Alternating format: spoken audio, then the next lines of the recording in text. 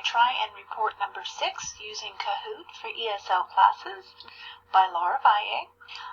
First of all, with regards to Kahoot, I have to say that it is very easy to use for someone who is new to technology, especially for students and even for technophobe teachers.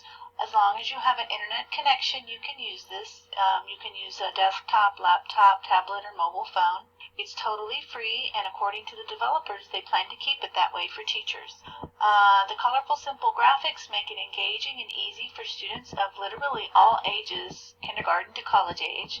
It's very simple and easy to create quizzes, surveys, discussion questions, and a new activity called a jumble.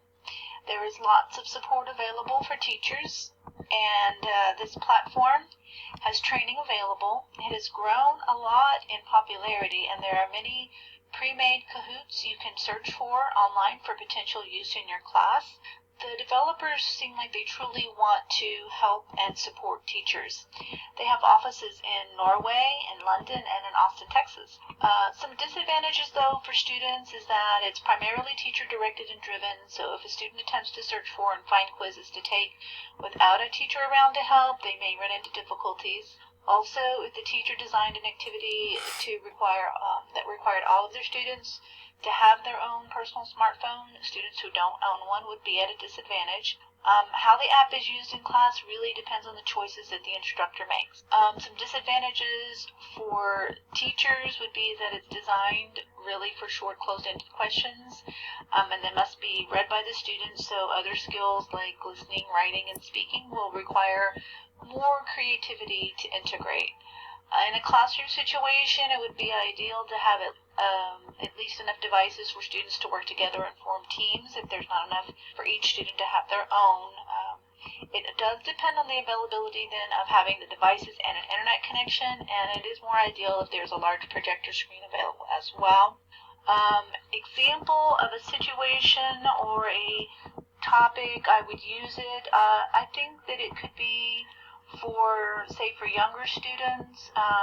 It could be used as a quiz to test students' understanding of vocabulary words. It could be used to replace a traditional paper pencil quiz that might be used in the classroom. This would be using it on the substitution level according to the SAMR model. If this is all you could do with it at first, it could be used to break up some of the monotony and increase student interest and motivation to be attentive to the lesson. For older, more mature students or for more in-depth lessons or classroom work, it could be used to do a quick class survey or to display discussion questions that the students have come up with during class. This was my first time creating a quiz with Kahoot, although I did use it as a student in class last year when one of my other MA TESOL professors used it in class.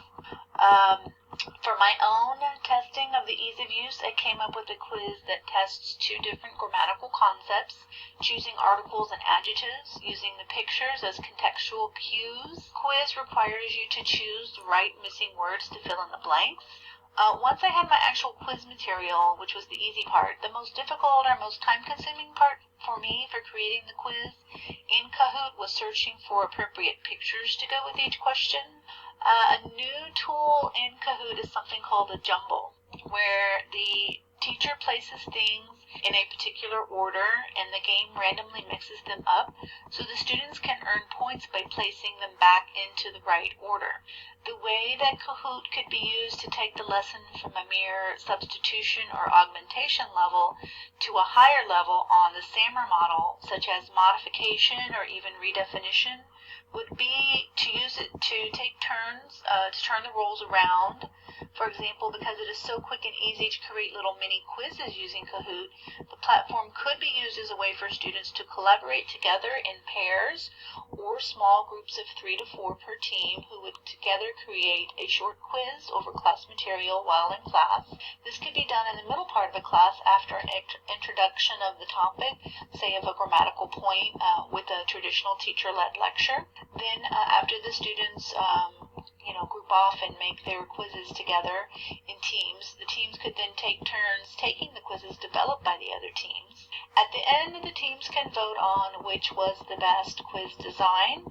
The class can be then wrapped up with the instructor leading the students in a discussion about what they learned from the exercise, how they might improve on their own quiz designs, and whether they would want to use it on their own outside of class. This could be a way for students to increase their conversational use of the target language, and they would have to interact with their peers and also think of ways to communicate in written form as well as verbal form with their peers when they create the quizzes.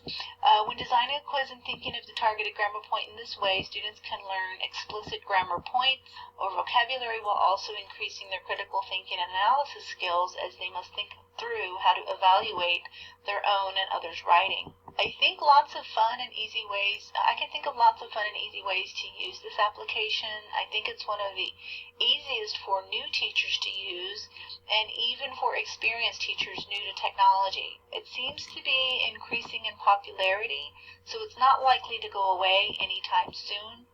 If you're wondering where to start, this application seems to me like a pretty good choice. I'm sure I will be using it when I get it to a classroom.